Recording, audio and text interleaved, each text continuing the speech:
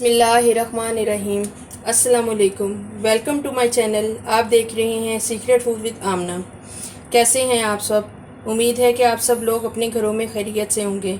आज मैं आपके लिए फिरनी की रेसिपी लेके आई हूँ जो बच्चे और बड़े बहुत शौक़ से खाते हैं। अज्जा नोट कर लें। ये दूध मैंने 1 किलो ले लिया है और इसको हल्का सा उबाल के मैंने रखा है। ये 2 अदद इलायचियाँ हैं। ये 5-6 दाने हैं मेवे के। ये आधी कटोरी चीनी की है। आप अपने टेस्ट के मुताबिक लीजिएगा। अगर आप तेज़ खाते हैं तो तेज़ लें, अगर हल्की खाते हैं तो हल्की डाल लें। ये खुश्क मेवा जात हैं जो मैंने ना बारीक काट के रख लिए हैं। ये सबसे एंड में गार्निश के लिए डालेंगे। ये एक छोटा कप मैंने ना लिया था चावलों का। ये मैंने कल रात से भिगो के रखा हुआ है। तो ये देखें बहुत नरम हो गया है, ऐसे ही दब रहे हैं। तो मैं इसको ब्लेंडर में डाल के ना बारीक पीस लूँगी। ये ब्लेंडर में मैंने डाल दिए हैं चावल। हमने बिल्कुल बारीक पीसना है इसे।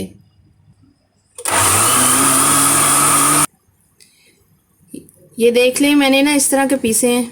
मैं अभी आपको कटोरे में निकाल के दिखाती हूँ, फिर आपको सही से अंदाज़ा हो जाएगा कितने पीसने हैं। ये दूध हमारा उबलने लग गया। मैं इसमें इलायची डाल दूँगी। आपने खोल के डालनी है तो खोल के डालनी है। एक मैं खोल के डालूँगी, एक सादा डालूँगी। ये देखें हमने इस तरह के पीसे हैं चावल। इससे मोटे नहीं रखने आपने, क्योंकि वो फिर गलने में मुश्किल हो जाएगी। ये बहुत जल्दी बनने वाली खीर है। छोटे बच्चे बहुत शौक से खाते हैं, बड़े भी खाते हैं। ये अब मैं डाल दूंगी इसमें।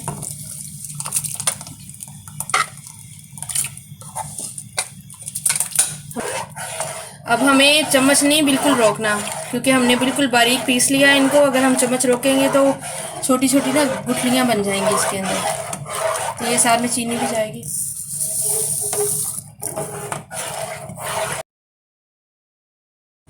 ये हमने जो है ना इसमें चम्मच मसलसल चलाते रहना और चम्मच आपने ये वाला इस्तेमाल करना है, क्योंकि ये बहुत बारीक चावल पिसे हुए हैं। ये नीचे जो है ना जलने लग जाते हैं और स्मेल आने लग जाती है और टेस्ट भी बहुत ख़राब हो जाता है अगर नीचे जल जाए।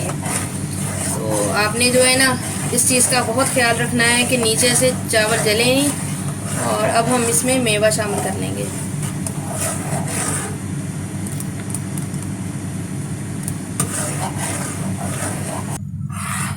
देखिए अब माशाल्लाह से ना ये गाढ़ी होने लग गई है। हमें 2-3 मिनट इसको और पकाना है। तो फिर हम इसको ना चूल्हा बंद कर देंगे और ठंडी करेंगे। जब तक ठंडी नहीं हो जाएंगे इस तरह हिलाते रहेंगे, वरना ये नीचे चिपक जाएगी। तो देखिए खीर ने अपने किनारे छोड़ने शुरू कर दिए हैं। काफ़ी हद तक गाढ़ी हो गई है। बस अब हम चूल्हा बंद कर देंगे और इसको ठंडा करेंगे। ये ठंडा होने के बाद भी गाढ़ी होती है।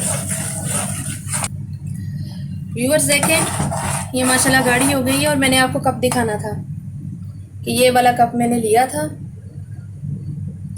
ये वाला इस साइज़ का। 1 किलो दूध के लिए इतना कप चावलों का बहुत होता है। और पूरी रात अगर ओवरनाइट आप भिगोएंगे, पूरा दिन भिगोएंगे, तो बहुत ज़बरदस्त मज़े की इसी तरह की खीर तैयार होगी। और ये उसी तरह की खीर है जिस तरह की आप शादियों में नहीं खाते। ये वो फिरनी है। एक तो मोटे चावलों की होती है ना, ये वो नहीं है। ये बिल्कुल बारीक पिसे हुए चावल है। फिरनी माशाल्लाह तैयार हो गई है और बड़ी ज़बरदस्त बनी है। आप प्लीज़ इसको अपने घर में ट्राई करिएगा और बताइएगा कि आपको कैसी लगी।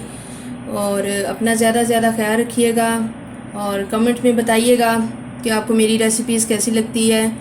तो इसके अलावा और मैं आपसे कुछ भी नहीं बोलूँगी, सिर्फ़ आपका शुक्रिया अदा करूँगी जो आप मेरी रेसिपीज़ को पसंद करते हैं और लाइक का बटन दबाते हैं। और नए आने वाले व्यूवर्स से रिक्वेस्ट है मेरी कि अगर मेरे चैनल पे आएँ तो प्लीज़ मेरे चैनल को सब्सक्राइब कर दिया करें।